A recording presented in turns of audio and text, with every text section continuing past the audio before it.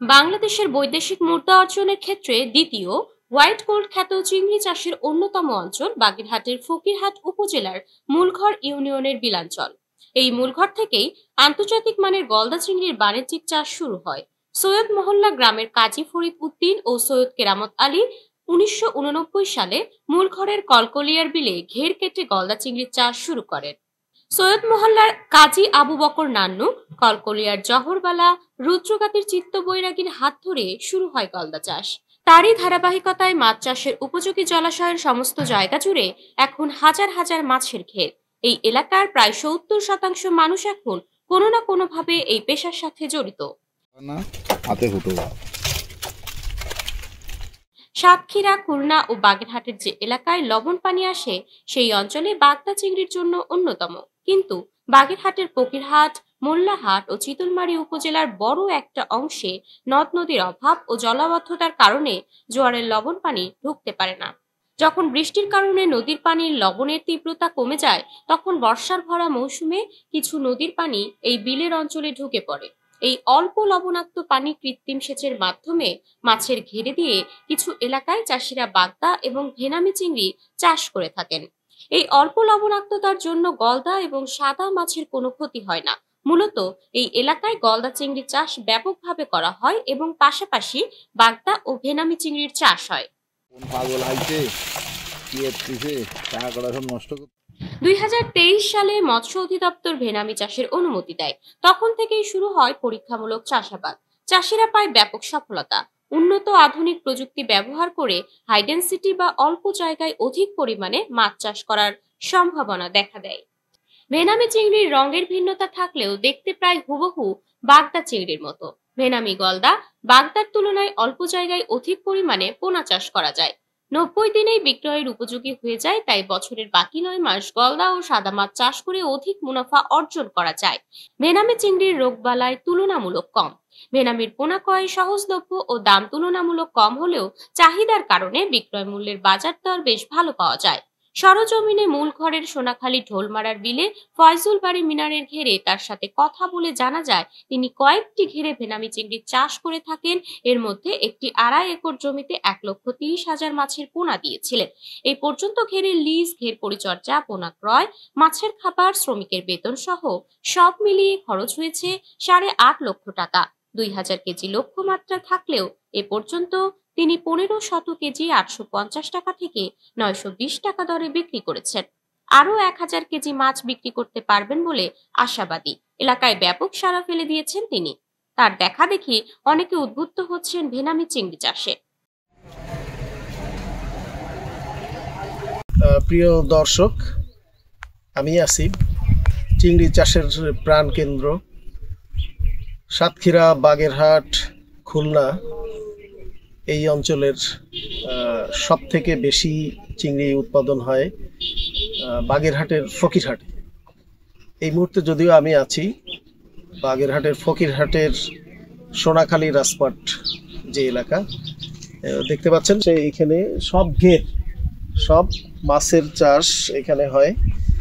তো সেই সাথে এখানে আপনার অসংখ্য চিংড়ি চাষ হয়। চিংড়ি চাষের মধ্যে গলদা, বাগদা এবং নতুন প্রজাতির যে একটা নতুন জাত আসছে ভেনামি, বাংলাদেশ গভর্নমেন্ট এটাকে নতুন করে অনুমোদন দিয়েছেন। এই মাছ চাষ করার জন্য কৃষকদের অনুমতি দিয়েছেন।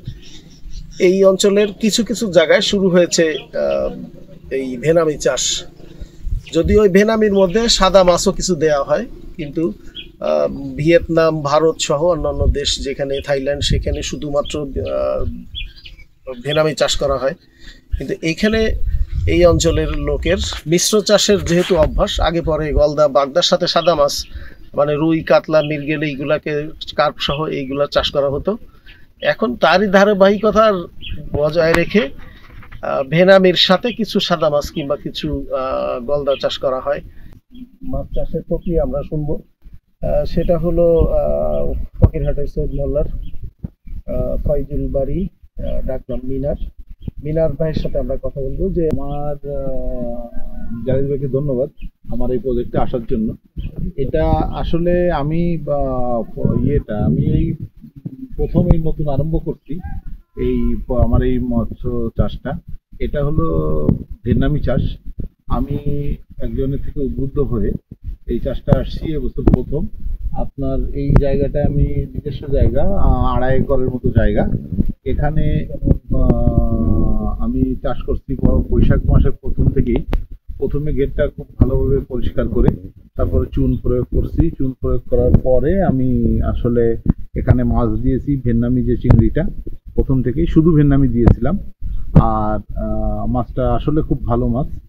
এটা আমার যে ইচ্ছা ছিল যে আমি 1,30,000 মতো মাছ দিয়েছিলাম, তাতে আমার টার্গেট ছিল 2 টন, মানে আমি মাছটা হারভেস্ট করতে পারবো।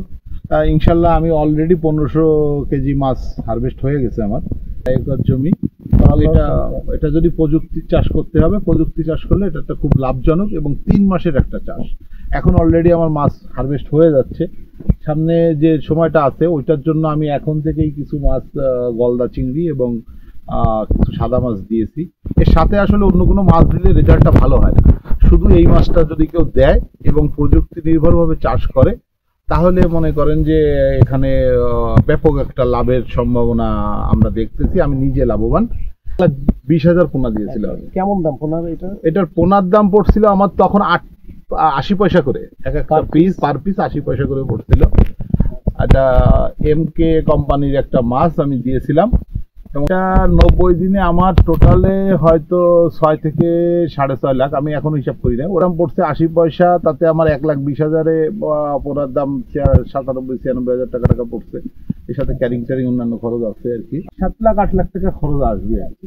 কিছু বাড়তি স্থায়ী খরচ আছে, ওইগুলা যদি আপনি বাদ দেন, যেমন ঘর নির্মাণ আছে, বিদ্যুতের লাইন নির্মাণ, এগুলা অনেক মেশিনারি পার্ট মেশিন কিনতে হয়, এগুলা খরচ তো স্থায়ী খরচ। দেশে বসেই যদি একটা লোক প্রযুক্তি নির্ভর চাষ করে এবং সঠিকভাবে চাষ পদ্ধতিটা চালায়, তাহলে ইউরোপের যে প্রতি মাসে 3 লাখ টাকা ইনকাম, এটা বাংলাদেশে বসেও সম্ভব আমাদের।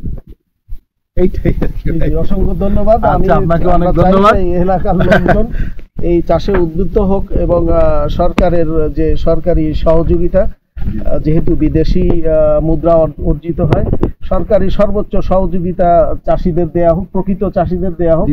সেই সাথে এই যে বিদ্যুতের যে বিষয়টা আছে, এখানে 12 টাকা করে ইউনিট বাণিজ্যিক, আসলে তো শিল্প সংযোগ নেওয়া হয়েছে এখানে আসলে যদি সরকারি যে নির্দেশনা আছে, কৃষির উপরে ভর্তুকি আছে, আমরা জানি সেটা হলো যে সেচ লাইন, পল্লী বিদ্যুতের এই যে দুর্বৃত্তায়নের একটা অংশ, সেটা হলো যে এখানে সেচ লাইনের জায়গায় দেয়া হয়েছে শিল্প যেটা সাবসিডি পাওয়ার কথা, সেখানে উল্টো বেশি দামে 7 টাকা 8 টাকা ইউনিটের জায়গায় 12 টাকা ইউনিটে ওনাদেরকে এই চাষের করা হচ্ছে। এই বিষয়টা যথাযথ কর্তৃপক্ষের কাছে আমরা দাবি জানাচ্ছি।